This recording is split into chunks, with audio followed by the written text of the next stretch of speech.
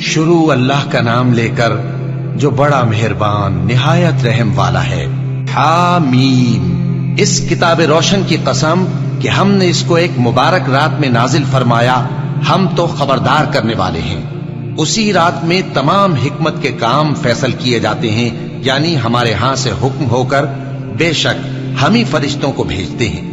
یہ تمہارے پروردگار کی رحمت ہے، وہی تو سننے والا ہے، جاننے والا ہے۔ آسمانوں اور زمین اور جو کچھ ان دونوں میں ہے سب کا مالک، بشرطے کہ تم لوگ یقین کرنے والے ہو۔ اس کے سوا کوئی معبود نہیں، وہی زندگی دیتا ہے اور وہی موت دیتا ہے، وہی تمہارا اور تمہارے پہلے باپ دادوں کا پروردگار ہے۔ لیکن یہ لوگ شک میں پڑے کھیل رہے ہیں، تو اس دن کا انتظار کرو کہ آسمان سے صاف دھواں نکلے گا جو لوگوں پر چھا جائے گا، یہ درد دینے والا عذاب ہے۔ اس وقت وہ کہیں گے کہ اے پروردگار، ہم سے اس عذاب کو دور کر، ہم ایمان لاتے ہیں۔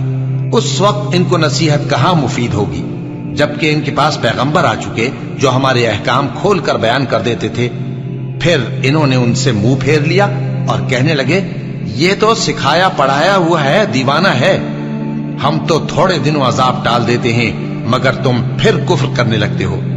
جس دن ہم بڑی سخت گرفت کریں گے تو بے شک انتقام لے کر چھوڑیں گے۔ اور ان سے پہلے ہم نے قوم فرعون کی آزمائش کی، اور ان کے پاس ایک عالی قدر پیغمبر آئے جنہوں نے یہ کہا کہ اللہ کے بندوں یعنی بنی اسرائیل کو میرے حوالے کر دو، میں تمہارا امانت دار پیغمبر ہوں، اور اللہ کے سامنے سرکشی نہ کرو، میں تمہارے پاس کھلی دلیل لے کر آیا ہوں، اور اس بات سے کہ تم مجھے سنسار کرو، میں اپنے اور تمہارے پروردگار کی پناہ لے چکا ہوں، اور اگر مجھ پر ایمان نہیں لاتے تو مجھ سے الگ ہو جاؤ۔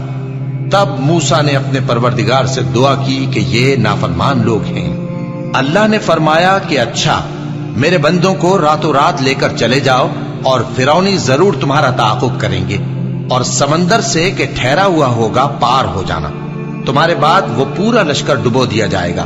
وہ لوگ بہت سے باغ اور چشمے چھوڑ گئے، اور کھیتیاں اور نفیس مکان اور آرام کی چیزیں جن میں وہ عیش کیا کرتے تھے۔ اسی طرح ہوا، اور ہم نے دوسرے لوگوں کو ان چیزوں کا مالک بنا دیا۔ پھر ان پر نہ تو آسمان اور زمین کو رونا آیا، اور نہ ان کو مہلت ہی دی گئی، اور ہم نے بنی اسرائیل کو ذلت کے عذاب سے نجات دی، یعنی فرعون سے۔ بے شک وہ سرکش اور حد سے نکلا ہوا تھا، اور ہم نے بنی اسرائیل کو اہل عالم میں سے علم کی بنیاد پر چنا تھا، اور ان کو ایسی نشانیاں دی تھیں جن میں کھلی آزمائش تھی۔ یہ لوگ یہ کہتے ہیں کہ ہمیں صرف پہلی دفعہ یعنی ایک بار مرنا ہے اور پھر اٹھنا نہیں، بس اگر تم سچے ہو تو ہمارے باپ دادا کو زندہ کر لا۔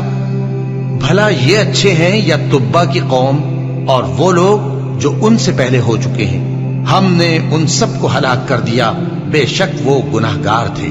اور ہم نے آسمانوں اور زمین کو اور جو کچھ ان میں ہے اس کو کھیل کے لیے نہیں بنایا، ان کو ہم نے تدبیر سے پیدا کیا ہے، لیکن اکثر لوگ نہیں جانتے۔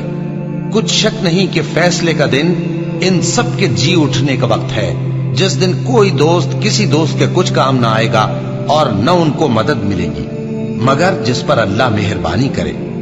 بے شک وہی غالب ہے، بڑا مہربان ہے۔ بلا شبہ تھوہر کا درخت گناہگاروں کا کھانا ہوگا، جیسے پگھلا ہوا تانبا۔ وہ تھوہر پیٹوں میں اس طرح کھولے گا جس طرح گرم پانی کھولتا ہے۔ حکم دیا جائے گا کہ اس کو پکڑ لو اور کھینچتے ہوئے دوزخ کے بیچوں بیچ لے جاؤ، پھر اس کے سر پر کھولتا ہوا پانی انڈیل دو کہ عذاب پر عذاب ہو۔ اب مزہ چکھ، تو بڑی عزت والا اور سردار تھا۔ یہ وہی دوزخ ہے جس میں تم لوگ شک کیا کرتے تھے۔ بے شک پرہیزگار لوگ چین کے مقام میں ہوں گے، یعنی باغوں اور چشموں میں باریک اور دبیز ریشم کا لباس پہن کر ایک دوسرے کے سامنے بیٹھے ہوں گے۔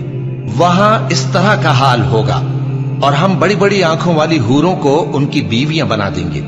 وہاں امن و اطمینان سے ہر قسم کے میوے منگائیں گے اور کھائیں گے، اور پہلی دفعہ کے مرنے کے علاوہ موت کا مزہ پھر نہیں چکھیں گے، اور اللہ ان کو دوزخ کے عذاب سے بچا لے گا۔ یہ تمہارے پروردگار کا فضل ہے، یہی تو بڑی کامیابی ہے۔ ہم نے اس قرآن کو تمہاری زبان میں آسان کر دیا ہے تاکہ یہ لوگ نصیحت حاصل کریں۔ بس تم بھی انتظار کرو، یہ بھی انتظار کر رہی ہے۔